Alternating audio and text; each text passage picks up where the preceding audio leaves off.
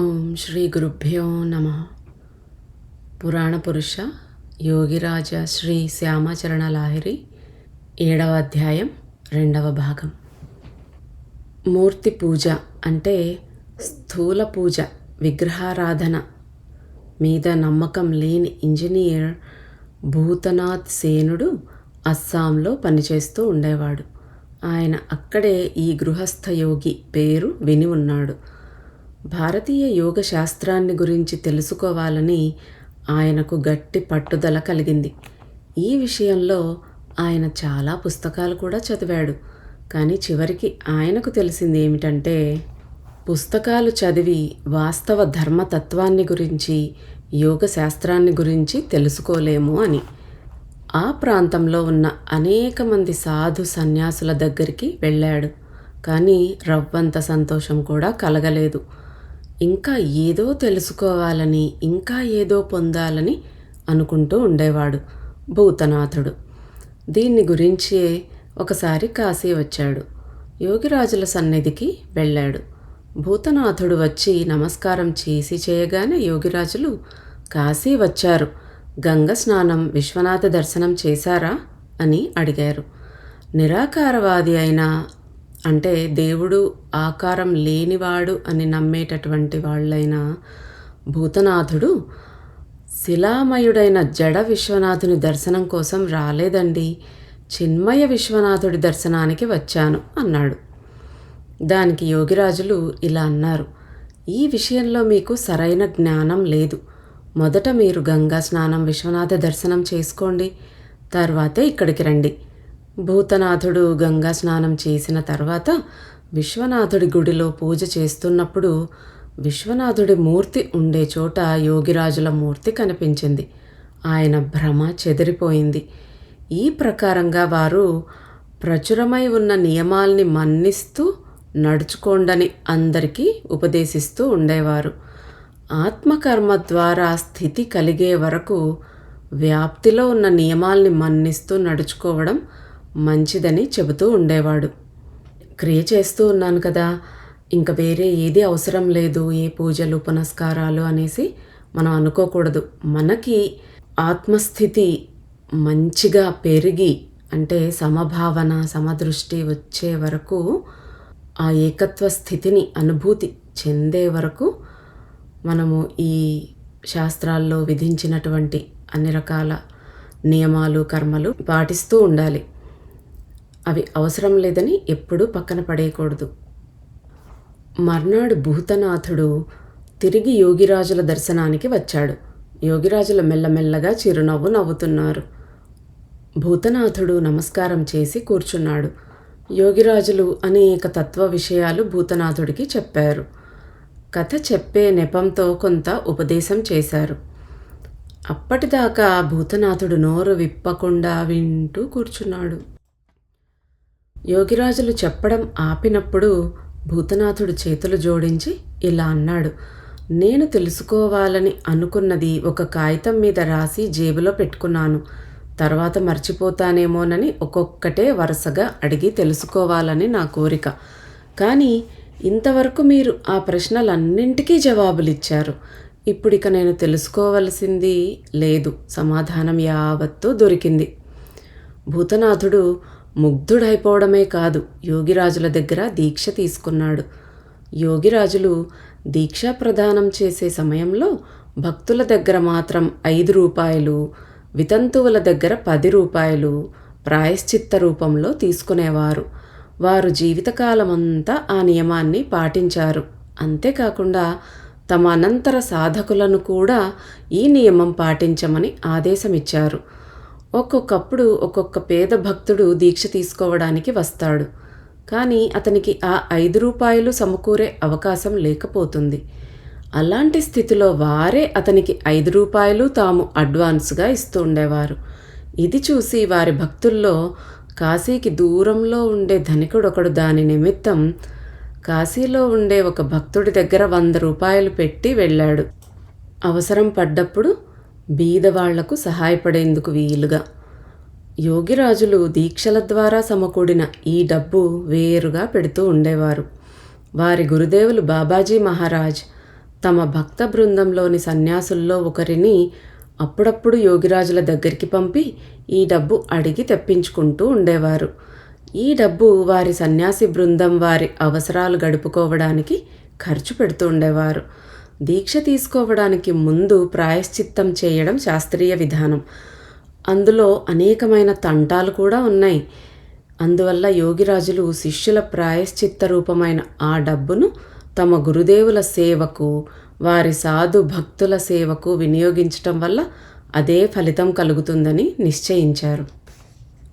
యోగిరాజులు తమ భక్తుల్లో ఒకరికి ఇలా రాశారు: నేను ఇతరమైన మరి దేంట్లోనూ కూడా లేను, దానికోసం విరక్తుణ్ణి కాను. శ్రీ యుక్త రామదాస్ మైత్రా గారు నా మిత్రులు. ఆయనకి నేను రాసిన ఈ ఉత్తరం చూపించి ఆయన దగ్గర భక్తిభావంతో ఉపదేశం పొందే నిమిత్తం ఆయనకి 5 రూపాయలు ప్రాయశ్చిత్త రూపంలో ఇచ్చి వీలున్నప్పుడు వచ్చి నన్ను కలవండి. ధర్మం అనేది నా ప్రతి ఒక్క క్రియ ద్వారా గురువాక్యం వల్ల సిద్ధిస్తుంది. మనస్సు బ్రహ్మ మీద కాకుండా మరోవైపు ఉండడం పాపం, లేకపోతే పాపం లేదు. గురుభక్తి ద్వారా సముదాయం ఏర్పడుతుంది, కానీ అది దుర్లభం. మనస్సుకు స్థిరత్వము, సంయమము లేనిదే ఈ ప్రపంచంలో ఉండి పూర్తిగా ఆత్మజ్ఞానం పొందడం జరిగే పని కాదు. ఆత్మనే పరమాత్మ నారాయణుడి రూపంలో చూడడం, దాన్ని గురించి తెలుసుకోవడం, సతత ధ్రువ బ్రహ్మ జ్ఞానం పొందడం జరిగిన వాడికి పాపం పుణ్యం ఏదీ లేదు.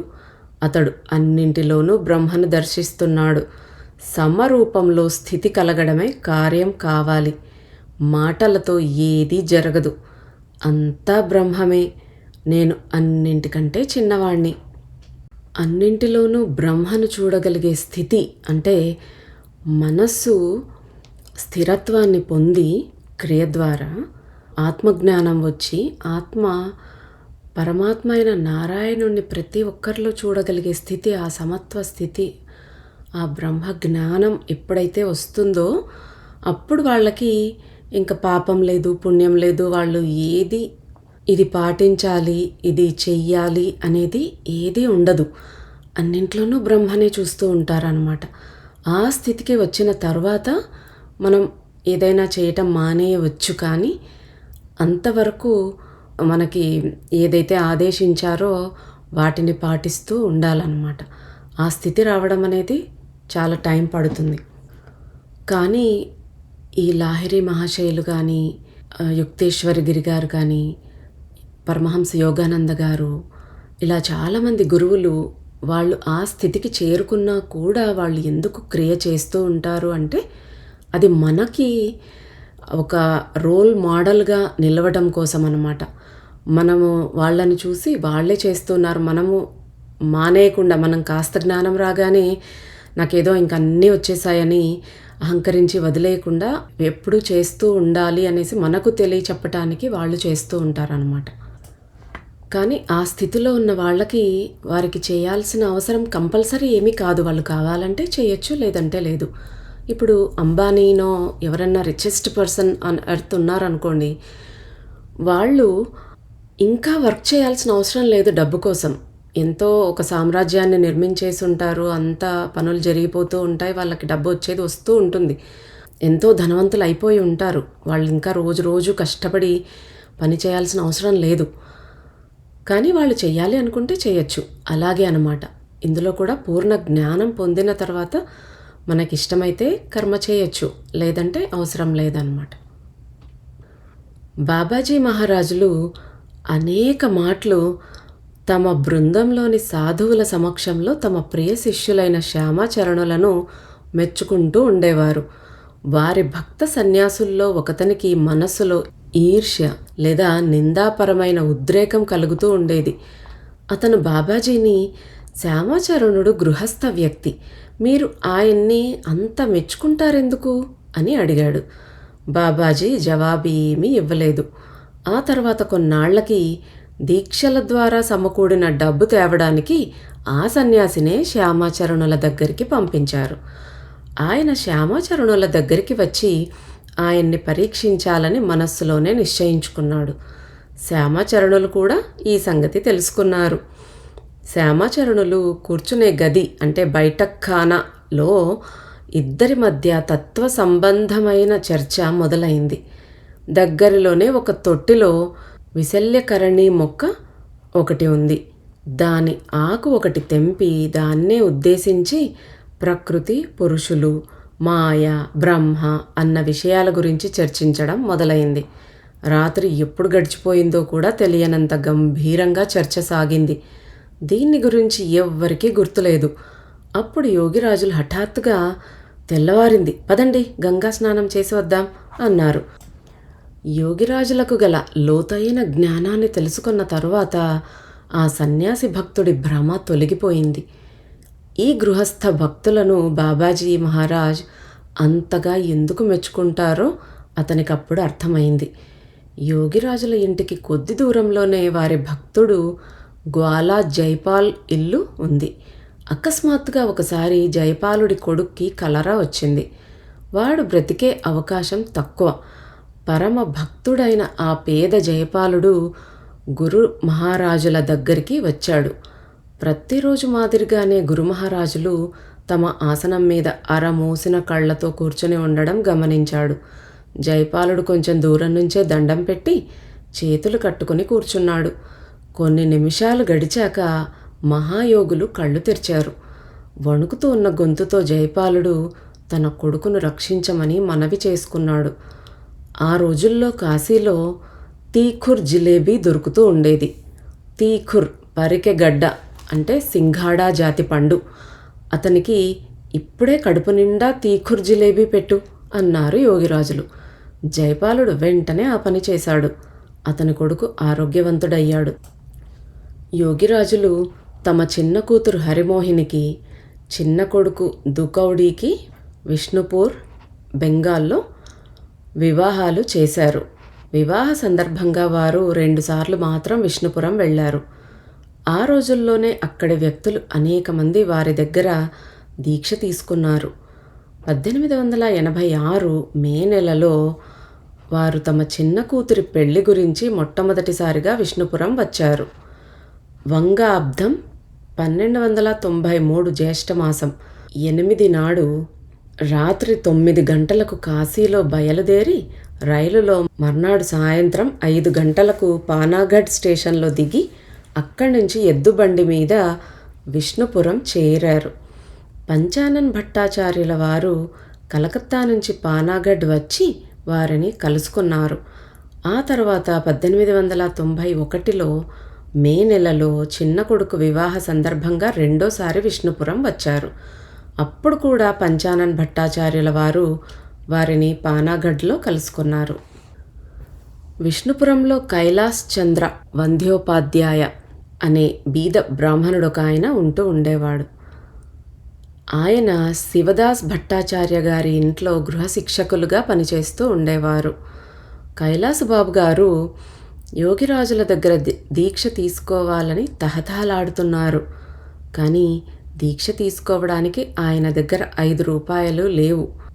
అందువల్ల ఆయన శివదాస్ భట్టాచార్య గారిని 5 రూపాయలు అప్పు ఇమ్మని అడిగారు. శివదాస్ బాబు గారు ఆయన చెప్పేదంతా విని వేళాకోళం చేస్తూ ఇలా అన్నారు, నువ్వు తీసుకోబోయే దీక్ష వివరాలు నాకు తర్వాత చెప్పేటట్లయితే డబ్బు ఇస్తాను. కైలాసబాబు గారు ఆయన పెట్టిన షరతుకు ఒప్పుకొని 5 రూపాయల అప్పు తీసుకుని వెళ్ళిపోయారు. కైలాసబాబు గారు దీక్ష తీసుకోవడానికి యోగిరాజుల దగ్గరికి వచ్చినప్పుడు దీక్షకు సంబంధించిన విషయాలన్నీ చెబుతానని మాట ఇచ్చి వచ్చారు మీరు, మీకు దీక్ష ఇయ్యను అన్నారాయన. అప్పుడు కైలాసబాబు గారు ఎవరికీ ఏమీ చెప్పనని అన్నారు. అప్పటికీ యోగిరాజులు ఒప్పుకోలేదు.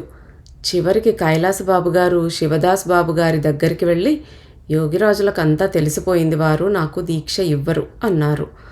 శివదాస్ బాబు గారు నవ్వుతూ, దీక్ష విషయంలో మీరు నాకు ఏమీ చెప్పక్కర్లేదు, నేనేదో సరదా కన్నానంతే, మీరు దీక్ష తీసుకోండి అన్నారు. ఇది జరిగిన తర్వాత కైలాసబాబు గారికి దీక్ష లభించింది. 1892లో యోగిరాజుల రెండో కొడుకు దుకౌడీ లాహిరికి చిత్త విక్షేపం కలిగింది. కాశీలో ఉన్న వైద్యులందరికీ చూపించినప్పటికీ కూడా ఫలితం లేకపోయింది. బర్ద్వాన్లో ఉన్న తిరోల్ కాళికాలయం నుంచి ఔషధి తెప్పించి ఇమ్మని చాలామంది చెప్పారు. యోగిరాజులు బ్రహ్మజ్ఞులైనప్పటికీ సాధారణ లోకాచారాన్ని పూర్తిగా గౌరవిస్తూ ఉండేవారు. ఈ విషయంలో వారు తారకేశ్వర్ స్టేషన్ మాస్టర్గా ఉన్న తమ భక్తుడొకడికి ఉత్తరం రాసి తిరోల్ తారకేశ్వర్కు దాదాపు 9 క్రోసుల దూరంలో ఉంటుందని, దారి కూడా బాగాలేదని సమాచారం తెలుసుకున్నారు. మరోవైపు నుంచి తెలిసిందేమిటంటే బర్ద్వాన్ స్టేషన్ నుంచి తిరోల్ 7-8 క్రోసుల దూరం ఉంటుందని, దారి కూడా బాగా ఉండదని. క్రీస్తు శకం 1892 డిసెంబర్ నెలలో వారు కాశీలో రైలెక్కి బర్ద్వాన్ స్టేషన్లో దిగారు.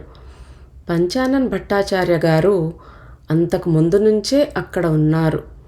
యోగిరాజుల కోసం ఒక పల్లకీ ఏర్పాటు చేసి ఉంచారు. యోగిరాజులు పల్లకీలో తిరోల్ వెళ్ళారు. అక్కడి కాళికాలయంలో ఔషధి తీసుకుని కాశీ తిరిగి వచ్చారు. కానీ ఆ ఔషధి వల్ల కూడా కొడుక్కి నయం కాలేదు.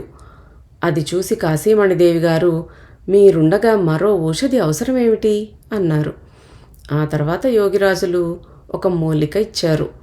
దాన్ని సేవించిన తర్వాత వారి కొడుక్కి చిత్త విక్షేపం తొలగిపోయింది. స్కందపురాణంలోని కాశీఖండంలో కాశీధామ ప్రదక్షిణాన్ని గురించిన నియమం రాసి ఉంది.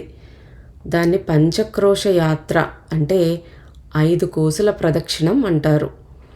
సుమారు 50-60 మైళ్ళ దూరం ఉండే దారిలో కాళ్లకు చెప్పులు లేకుండా కాలి నడకన వెళ్ళవలసి ఉంటుంది.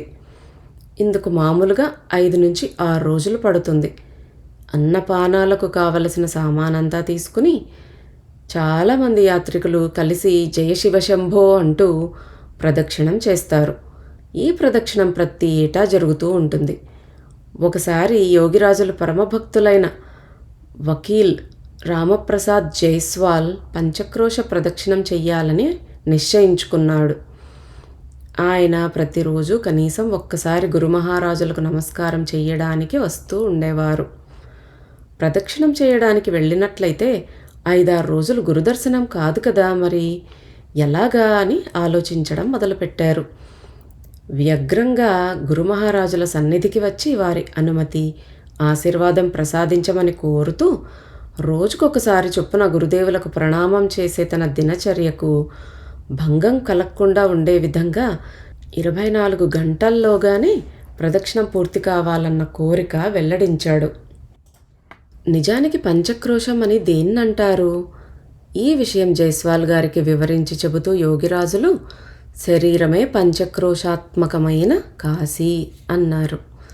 పంచకోశాలతో కూడిన ఈ దేహం చుట్టూ ఓంకార క్రియ ద్వారా ప్రదక్షిణం చేయడమే నిజానికి పంచక్రోశ ప్రదక్షిణం. ఈ ప్రదక్షిణం చేస్తే ప్రాణవాయువుకు సహస్రారంలో స్థితి ఏర్పడుతుంది. అదే వ్యోమతత్వం లేదా శివతత్వం. అప్పుడే నిజమైన కాశీకి అధిష్ఠాత అయిన దేవాధిదేవుడి దర్శనం కలుగుతుంది. బయట చేసే పంచక్రోశ ప్రదక్షిణం బాహ్యమైన అనుష్ఠానం మాత్రమే. దాంట్లో ఆనందం కానీ దర్శనం కానీ కలగదు. యోగిరాజులు ఎప్పుడూ మత సంబంధమైన బాహ్యానుష్ఠాల విషయంలో ఉపేక్ష వహించమని సలహా ఎవ్వరికీ ఇచ్చేవారు కారు. పైపెచ్చు వీటిని అనుష్ఠించడం చాలా మంచిదని, వీటి వల్ల మనస్సులో శుద్ధతాభావం కలుగుతుందని అనేవారు. అందువల్ల వారు ప్రదక్షిణం చేసి రావటానికి జైస్వాల్కు అనుమతి ఇస్తూ ఆశీర్వదించారు. గురుమహారాజుల ఆశీర్వాదం అందుకుని జైస్వాల్ మర్నాడు పొద్దున్నే ప్రదక్షిణానికి బయలుదేరాడు. 24 గంటల లోపలే ప్రదక్షిణం పూర్తి చేసుకుని తిరిగి గురుదేవుల దర్శనానికి యథారీతిగా వచ్చాడు. సద్గురువుల ఆశీర్వాదం ఈ విధంగా భక్త జైస్వాల్ జీవితంలో సార్థకమైంది. ఆత్మకర్మ ఒక్కటే కర్మ అని, తక్కినదంతా అకర్మ అని యోగిరాజులు అంటూ ఉండేవారు. అయితే జీవిక కోసం ఏదో ఒక కర్మ చేయవలసి వస్తుంది. అందువల్ల కర్మను పూర్తిగా విడవడం అన్నది ఎప్పుడూ సాధ్యం కాదు. కామినీ కాంచనాలకు విడవమని వారు ఎన్నడూ ఉపదేశించలేదు. తాము కూడా అలా చెయ్యలేదు. పైగా గృహస్థు అయిన వాడికి అర్థము పరమార్థము కూడా కావాలి. రెంటిలో దేన్ని అగౌరవపరచకూడదు. సంసారం మీద విరక్తులై ఇల్లు విడిచిపోయేవాళ్ళు దుర్బలులు. అందరితోనూ కలిసి ఉండండి. వారి మీద ఆసక్తి నిలిచిపోని విధంగా పని చెయ్యండి. ఆసక్తే ఆటంకం. ఆసక్తి లేకపోతే మరేది ఆటంకం కలిగించదు.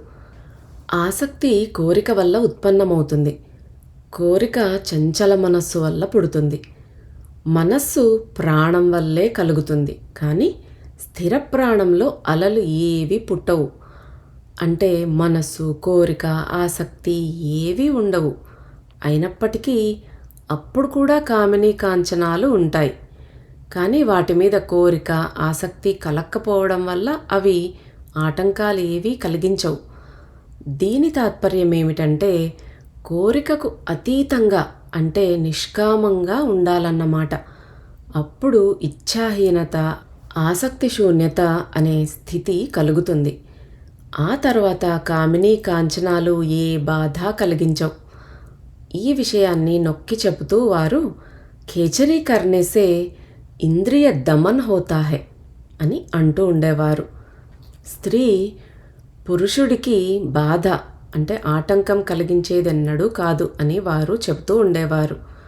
స్త్రీ కనుక పురుషుడికి బాధాస్వరూపమైనట్లయితే పురుషుడు కూడా స్త్రీకి బాధాస్వరూపుడు కావడానికి బాధ్యుడు కావాలి. స్త్రీ పురుషులిద్దరూ ఈశ్వరుడు సృష్టించిన వారే. ఈశ్వర సృష్టిని నడిపించడానికి ఇద్దరి అవసరము ఉంది. ఆత్మసాధన చెయ్యడానికి ఇద్దరికీ అధికారం ఉంది. పైగా ఎవరూ ఎవరికీ బాధాస్వరూపులు కారు. శ్రీకృష్ణ భగవానుడి మాటలు శ్రద్ధగా వినండి. మాం హి పార్థ వ్యపాశ్రిత్య ఏ అపి స్యుః పాపయోనయః స్త్రియో వైశ్యాస్తథా శూద్రాస్తే అపి యాంతి పరాంగతిం. గీత 9వ అధ్యాయం 32వ శ్లోకం. అంటే ఓ పార్థుడా, ఎవరైనా పాపయోనిలో జన్మించిన వారు మాత్రమే కాక స్త్రీ, వైశ్యుడు, శూద్రుడు అందరూ నా ఆశ్రయం పొందిన మీదట పరమగతి పొందుతారు. అన్నం, బట్ట, మందులు మొదలైన వాటన్నింటి కోసం డబ్బు అవసరం. ఇతరుల పోషణ మీద ఆధారపడకుండా తనకు తాను డబ్బు సంపాదించుకొని దాంతో జీవితం గడుపుకోవడం అవసరం. కానీ ఏదో ఒక విధంగా డబ్బు పురుగు కావడం అంటే ధనానికి దాసుడు కావడం తగినది కాదు. ఎక్కువ డబ్బు సంపాదించడమే పురుషార్థం అనుకుంటారు మీరు. అది కాదు. తేజస్వితతో ఆత్మసాధన చేసినట్లయితే అది నిజమైన పురుషార్థమవుతుంది. ఎప్పుడూ మీరు డబ్బు సంపాదన మీదే నిలిపి ఉంచే మనస్సును కొద్దిగా ఈశ్వర సాధన మీద ఉంచగలిగితే మంచిది. ఆ ప్రయత్నం అందరూ చేయాలి. ఈశ్వర సాధనకు సమయం చిక్కడం లేదంటూ ఉంటారు మీరు. అది సరికాదు. కాస్త వ్యవధి చేసుకుని ఆత్మసాధన తప్పకుండా అందరూ చెయ్యాలి. ఈ సందర్భంలో ఒక సాధకుడు ఇలా చెప్పాడు. జబ్ తక్ రహేగి జిందగీ పుర్సత్ నా మిలేగి కామ్సే కుచ్ సమయ్ ఐసా నికాలో లగన్ లగాలో రామ్సే. అంటే జీవితం ఉన్నంతకాలం పనిలో తీరిక చిక్కదు. కాస్త తీరిక చిక్కించుకుని రాముణ్ణి ధ్యానించండి. ఆత్మారాముడితో యోగ సూత్రం ఏర్పరచుకోండి. కూటస్థంలో దాన్ని పట్టి ఉంచండి. వర్తమాన చంచల మనస్సు ద్వారా ఆసక్తిని పూర్తిగా విడవడం సాధ్యం కాదు. ఎందుకంటే ప్రాణం చంచలంగా ఉన్నంత వరకు మనస్సు కూడా చంచలంగానే ఉంటుంది. మనస్సు చంచలంగా ఉన్నంత వరకు ఆసక్తి కూడా ఉంటూనే ఉంటుంది. కామం, లోభం, మోహం, మదం, మాత్సర్యం, మనస్సు, బుద్ధి, చిత్తం, అహంకారం, ఆకలి, దాహం, నిద్ర, సోమరితనం, దర్శనం, శ్రవణం, ఘ్రాణం, చింత, భావన, ఆసక్తి, ప్రేమ, అహంభావం, దేహబోధ మాదిరిగా ఎన్ని రకాల శారీరక మానసిక వృత్తులు అంటే ఆలోచన తరంగాలు, ధర్మాలు ఉంటాయో వాటన్నింటినీ పుట్టించేది చంచల ప్రాణమే. దీని తాత్పర్యం ఏమిటంటే జీవితావస్థలో ఉండే లక్షణాలన్నీ ప్రాణం తాలూకు చంచలావస్థలోనే పుట్టుకొస్తాయి. మనిషి పుట్టడంతోనే ప్రాణం చంచలమవుతుంది. శ్వాస ప్రశ్వాసల గతి ఆరంభమవుతుంది. ప్రాణం చంచలంగా ఉన్నంత వరకు శ్వాస ప్రశ్వాసల గతి సాగుతూనే ఉంటుంది. జీవుడు జీవిస్తూ ఉంటాడు. అందుచేత ప్రాణం చంచలంగా ఉన్నంత వరకు, అంటే శ్వాస ప్రశ్వాసలు ఆడుతూ ఉన్నంత వరకు పైన చెప్పిన అన్ని రకాల శారీరక మానసిక వృత్తులు ధర్మాలు కూడా ఉంటూ ఉంటాయి. మీరు ఎంత మట్టుకు ప్రాణాయామం చేస్తారో అంత మట్టుకే ప్రాణం స్థిరత్వ సాధనలో ప్రగతి సాధిస్తుంది. అది ఎంత మట్టుకు స్థిరత్వ సాధనలో ప్రగతి సాధిస్తుందో అంత మట్టుకే వృత్తులు ధర్మాలు తగ్గిపోతాయి. ఈ ప్రకారంగా ప్రాణం పూర్తిగా స్థిరమైనప్పుడు, అంటే స్పందనరహితమైనప్పుడు వృత్తులు అంటే ఆలోచన తరంగాలు అన్నీ పోతాయి. ఎందుకంటే స్థిర ప్రాణంలో ఏ వృత్తి దేహబోధ ఉండదు. భూతశుద్ధి అన్నదానికి అదే అర్థం. చంచలత సమాప్తమైన మీదట పాంచభౌతికమైన ఈ దేహం అప్పుడే శుద్ధమవుతుంది. అందువల్ల మృతి సంభవించదు. అదే వాస్తవమైన ఉపవాసం. దానికి దగ్గర ఉండటం అని అర్థం. ఉపవాసం అంటే అంటే దగ్గర, వాసం అంటే ఉండటం. భోజనం మానేయడం నిజమైన ఉపవాసం కాదు. పైగా అదే పురోహితుడు. ఎలాగంటే దేహరూపమైన పురంలో ప్రాణం ఒక్కటి మాత్రమే ఉంటుంది. అది స్థిరమైన మీదటే జీవుడికి యథార్థమైన హితం జరుగుతుంది. అందుకే దాన్ని జీవుడికి హితం కలిగించే పురోహితుడని చెప్పారు. ప్రాణానికి రెండు పక్కల రెండు అంచులుంటాయి. ఒకటి చంచలమైనది, మరొకటి స్థిరమైనది. ఒక పక్క పెరుగుతూ ఉంటే రెండో పక్క తరుగుతూ ఉంటుంది. అందువల్ల ఒక భక్తుడు అడిగాడు, చంచలమైన మనస్సు ఏ ఉపాయం చేత పూర్తిగా సరైన తీరులో ఉండగలుగుతుంది? మనస్సుకు అస్తిత్వం లేనప్పుడు అని జవాబిచ్చారు యోగిరాజులు. ప్రేమ, భక్తి, అనురాగం ఇవన్నీ దేహంలో ప్రాణం తాలూకు చంచలావస్థ ఉనికి మీద ఆధారపడి ఉన్నాయి. తల్లి కొడుకుల ప్రేమ, పతిపత్నుల ప్రేమ, ఈశ్వరుడి మీద భక్తి అంటే ప్రేమ, వీటన్నింటికీ మూలంలో ఉన్నది ప్రాణమే. దేహం దేహాన్ని ప్రేమించలేదు, ప్రాణం ప్రాణాన్నే ప్రేమిస్తుంది. ఎందుకంటే ప్రేమకు మూలస్థానం ప్రాణం కాబట్టి. ప్రాణం లేని దేహంలో ప్రేమ ఎక్కడిది? దేనివల్ల లేదా దేని ప్రేరణతో భార్యను కౌగిలించుకుంటున్నారో దానివల్లనే కూతుర్ని కౌగిలించుకుంటున్నారు. అందుచేత మీరు మొదట ప్రాణాన్ని ప్రేమించండి, దానికే సేవ చేయండి. అంటే ప్రాణకర్మ చేయడమే దాని సేవ. దాన్ని చూడండి.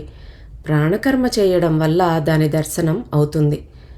అలా కనుక చేస్తే ఆ పైన విశ్వప్రాణాన్ని తెలుసుకోగలుగుతారు. అంతేకాకుండా అన్ని జీవుల్లోనూ అన్ని పదార్థాల్లోనూ సమదర్శన బోధ కలుగుతుంది. సముద్రానికి ఏదో ఒక అంచున నిలబడి సముద్రాన్ని చూడటం వల్ల దాన్ని గురించిన జ్ఞానం కలిగినట్లే, సముద్రాన్నంతటినీ చూడవలసిన అవసరం కలగనట్లే తన శరీరంలో ఉన్న స్థిర ప్రాణాన్ని చూడడం వల్లే, అంటే దాని దర్శనం పొందిన మీదటే విశ్వప్రాణాన్ని గురించిన జ్ఞానం కలుగుతుంది. యోగిరాజులు ప్రతిరోజు మాదిరిగానే ఆ రోజు కూడా కృష్ణారాంతో కలిసి గంగ ఒడ్డున రాణామహల్ ఘట్టంలో సాయంత్రం విహరిస్తున్నారు. కొద్ది దూరంలో పల్లెవాళ్ళు తమ పడవలు నడిపించుకుంటూ వెళ్తున్నారు. ఎత్తుగా కట్టిన గట్టి రేవు గట్టు మీద దగ్గరలో ఉన్న ఒక గుళ్ళోంచి భక్తులు సమవేత స్వరంతో చేస్తున్న శివస్తోత్రం వినవస్తోంది. ఎవరో ఆగంతకుడు వచ్చి చేతులు జోడించి యోగిరాజులకు నమస్కరించి మాట్లాడడం ప్రారంభించాడు. మీ పేరైతే ఎప్పుడో విన్నాను, కానీ మీ దర్శన భాగ్యం ఇంతకాలం వరకు కలగలేదు అన్నాడు. యోగిరాజులు చిరునవ్వు నవ్వుతూ ఆయన పేరు, నివాసము మొదలైన వివరాలన్నీ అడిగి ప్రసన్నంగా మాట్లాడడం మొదలుపెట్టారు. పచార్లు చేస్తూ చేస్తూ ఆ ఆగంతకుడు అకస్మాత్తుగా ఇలా అడిగాడు, మీరు అభయమిస్తానంటే ఒక్క మాట అడగవచ్చా? దానికి యోగిరాజులు నిస్సంకోచంగా అడగొచ్చు అన్నారు. అప్పుడు ఆగంతకుడు వినమ్రతతో ఇలా అడిగాడు, మీరు ఇంట్లో కూర్చొని ధ్యానం చేసుకుంటారని విన్నాను. అయితే ఏ దేవతనైనా ధ్యానిస్తారా? మధుర మందహాసంతో యోగిరాజులు, అదైతే తెలీదు అన్నారు. ఆగంతకుడు మళ్ళీ అడిగాడు, శివుడు, కృష్ణుడు, కాళీ ఈ దేవతలందరిలో ఎవరినో నిశ్చయంగా ధ్యానిస్తారా? దానికి యోగిరాజులు ఇలా జవాబిచ్చారు, శివుడు, విష్ణువు, కాళీ, మీరు, నేను అందరిలోనూ ఉండేవాణ్ణి ధ్యానిస్తాను. ఆగంతకుడు విస్మయం చెంది ఇలా అన్నాడు, మీరు చెప్పింది నాకు సరిగా తెలియలేదు. అప్పుడు యోగిరాజులన్నారు, నేను తెలుసుకోలేను, మీరు తెలుసుకోలేరు. ఇక్కడితో 7వ అధ్యాయం సంపూర్ణం.